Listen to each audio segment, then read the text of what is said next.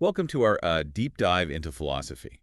Using Sophie's world kind of like a guide, a fun fictional map through some big ideas. Yeah, I think it's really cool how the novel kind of weaves these philosophical concepts into a story, you know? It makes them so much more relatable than just reading or a regular textbook. Totally. It's about sparking that curiosity we all have. Like Sophie at the beginning, looking in the mirror and asking, "Who are you?" It seems Whoa. simple, but it's so profound. Reminds me of when we were kids, constantly asking all those, you know, big questions about everything. That's often where philosophy begins, that natural desire to try and understand ourselves and our place in the universe.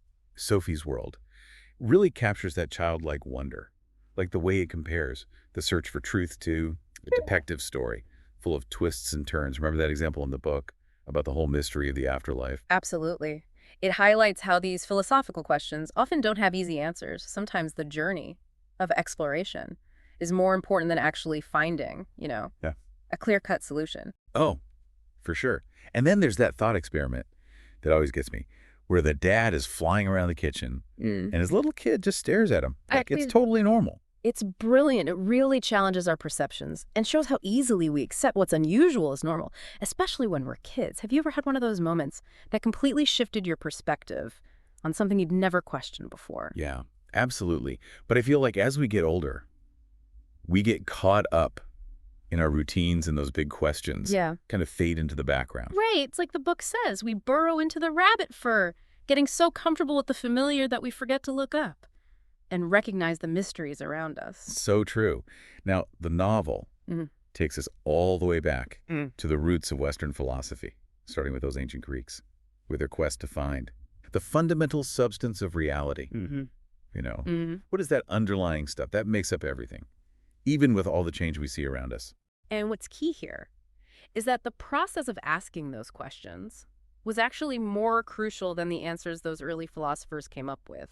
They were pioneers, grappling with those big questions about the nature of reality for the first time. Right, like Parmenides, who believed nothing really changes, and then Heraclitus, who insisted that everything is constantly in flux, that everything flows. It's like their views are totally opposite. Totally. And yet, they were both trying to make sense of the world they saw around them. And then you have Empedocles, who tries to bridge those two contradictory ideas with the theory of the four elements: earth, air, fire, and water. His theory was definitely too simple, but it was an important step towards recognizing that multiple basic elements might be needed to explain the complexity that we see in nature. It's cool to see how these early theories set the stage for later scientific discoveries. And speaking of building blocks, the book draws this neat parallel between Sophie's fascination with Lego blocks and Democritus's atomic theory. Yeah, it's a great analogy. They both demonstrate that complex structures can arise from combining simpler, unchanging units, whether it's a system like Lego bricks or a concept like atoms. It inspires the sense of wonder about building blocks of reality. And then we get to Socrates, who's famous for his wisdom, but Yeah. his wisdom actually seems to stem from he doesn't know. Well, I wouldn't say he was acknowledging his ignorance. He was actually very skilled at using that. Perceived lack of knowledge, point out. The flawed thinking in others. Remember his famous saying, know thyself? It emphasizes that self-reflection is the starting point for any real pursuit of knowledge. Yeah, you're right. It's not about just admitting what you don't know, Yeah. but using that awareness to go further. And then you have Plato with this incredible theory of forms, trying to explain why we perceive things as similar, like what makes all horses. Horses, even though each one is unique. Imagine a baker using a mold to make identical cakes. The mold is like a form, a blueprint, for objects in the physical world. So, Plato believes all horses share a common horseness because they're all copies of an eternal, unchanging form of a horse. Have you ever had that feeling of recognizing the perfect form of something? Even if you've never actually seen it perfectly in the real world, Plato would say you're glimpsing the realm of forms. That's a really interesting way to think about it. Like in the Yeah. book, when it talks about the pine cone and the concept of a perfect circle, we sense the imperfect pine cone. Yeah. But the idea of a perfect circle exists beyond our senses Yeah. in this realm of unchanging forms. It's like he's saying there's an ideal version of everything out there. Exactly. And then we move on to Aristotle, who is much more about grounding knowledge in the observable world. He believed that true happiness lies in finding what he called the golden mean, that balance point between extremes. So what do you say? We should aim for moderation in everything we do. Well, it's not so much about being moderate in everything as it is about finding the right balance for each specific situation, He believed we achieve happiness by developing virtues like courage, honesty, generosity, but always avoiding the extremes. Think about it this way. You can be courageous without being reckless, Right. generous without being extravagant. It's all about finding that sweet spot where virtue can flourish. That makes sense. It's not about denying ourselves pleasure or challenge. It's about approaching them with this, wisdom and balance. Aristotle also saw humans as inherently social creatures who thrive in communities. He called us political animals, and he believed that. The state played a crucial role in our fulfillment as humans. He even outlined different types of governments, like monarchy, aristocracy, and polity, which is kind of similar to a democracy. Yeah. He warned about their potential downsides, Right. like tyranny, Yeah. oligarchy, and mob rule, showing that even in politics, balance is key. Absolutely. And then the book touches on Hellenistic philosophy, which saw the rise of schools of thought like Stoicism and Epicureanism. Oh, yeah. I've always been interested in Stoicism. What were, the main ideas behind that? Well, Stoicism emphasizes virtue, reason, and living in accordance with nature. A key takeaway for us today could be the Stoic idea that while we can't control everything that happens to us, we can control our reactions to those events. Does that resonate with you at all? Yeah, absolutely. It's about Yeah. taking responsibility for our inner state, Yeah. regardless of our external circumstances. It's Yeah. powerful stuff. Definitely. And then the book shifts to a major turning point. The rise of Christianity it brought this whole new set of ideas focused on faith and redemption. It was a significant departure from the emphasis on reason and logic of Greek philosophy. Yeah, with those two ways of thinking, faith and reason, Yeah. always at odds with each other. Initially, there was some tension between those early Christians and the Greek philosophers. But over time, Christianity integrated certain elements of Greek thought into its own, theology. And that brings us to St. Augustine, who was like a bridge between those two worlds. He was a devout Christian, but he drew heavily on the ideas of Plato, especially when developing his concept of the city of God. Right. St. Augustine's city of God represents the divine realm, in contrast to the city of man, which is driven by earthly, desires and pursuits. It emphasizes that, tension between the spiritual and the material, the eternal. And the temporal. So then, we enter the medieval era, often called the Dark Ages. But the book points out that the Catholic Church was actually really important in preserving a lot of Greek philosophy during this time. And the medieval period also saw this shift in the perception of time. Instead of the cyclical view of time, that was common in ancient cultures. Time was now seen as linear, moving towards a divine endpoint. Yeah. This linear view had a huge impact on how people understood history and their place within it. The book also talks about the decline of Roman civilization and the rise of those new nation states, languages, and cultures across Europe.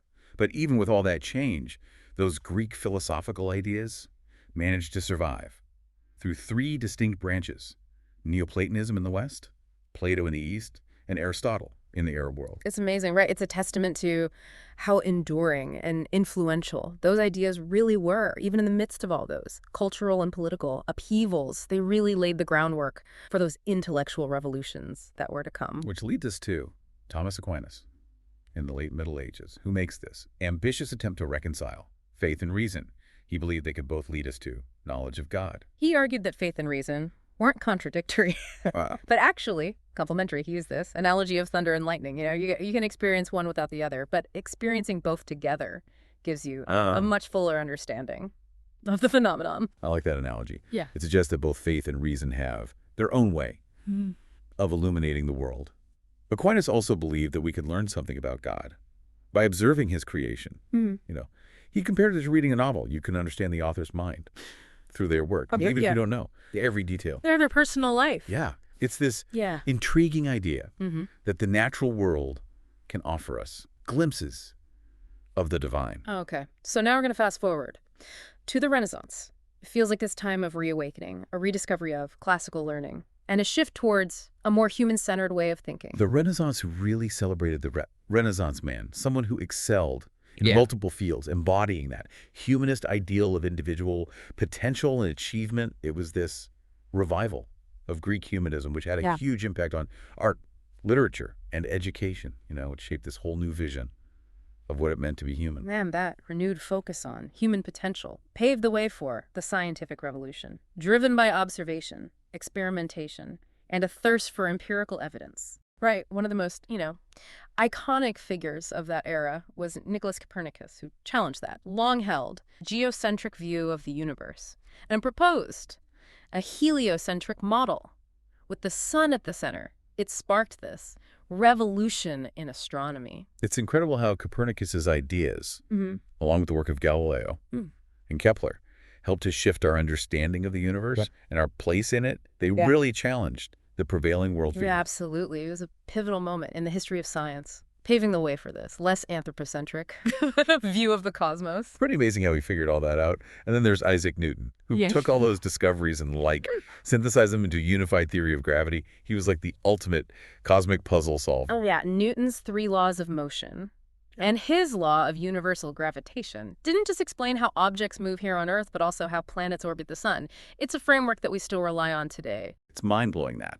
The same laws that explain why an apple falls from a tree also explain how, celestial bodies move. It's like we're all connected by these invisible forces. It really did solidify the scientific revolution and usher in the Enlightenment, a period that really emphasized reason, individual rights, and progress. Thinkers like John Locke. Oh, yeah. Locke was a huge advocate for individual liberty and limited government. His ideas had a big impact on things like the American Revolution and modern democracies. Definitely. He argued that governments get their power from the consent of the governed and that they should protect individual rights to life, liberty, and property. Those are ideas that are still, debated today. It's amazing how ideas from centuries ago can still be so relevant. And the book also delves into empiricism, specifically the work of David Hume, who is really known for his skepticism. He kind of forced people to really examine their assumptions about knowledge.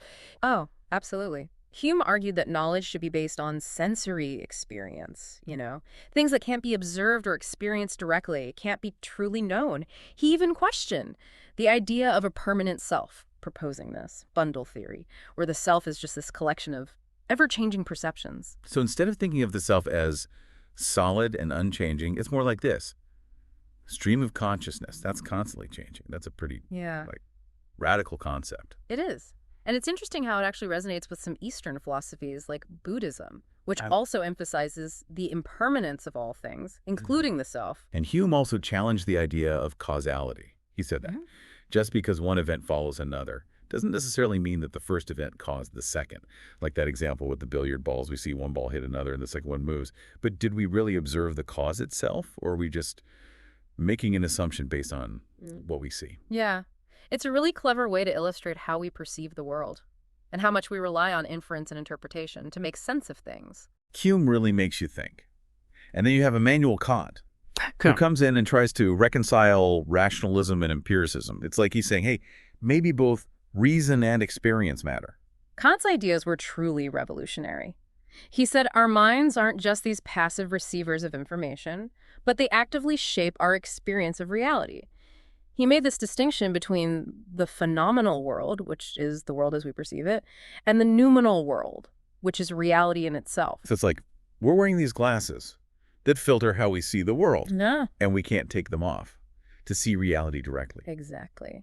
Kant also made huge contributions to ethics. He developed a system of morality based on the idea of the categorical imperative. That's the idea that we should act only according to rules that we'd want to be, universal laws. Right. So if you wouldn't want everyone to do something, you shouldn't do it either. Yeah, it's a very demanding but powerful way to think about ethics. It emphasizes universality and consistency when making moral decisions, holding ourselves to the same standards that we expect of others. So from that very structured and ordered way of thinking, we move to Romanticism, which was a movement that really embraced things like emotion, intuition, and imagination, as sources of knowledge. It was kind of a pushback against the Enlightenment's focus on pure reason. Thinkers like Rousseau celebrated nature and emphasized the importance of feelings and intuition. He believed that society can actually corrupt our natural goodness. So it's more about connecting with our inner selves, trusting our experiences, as opposed to relying solely on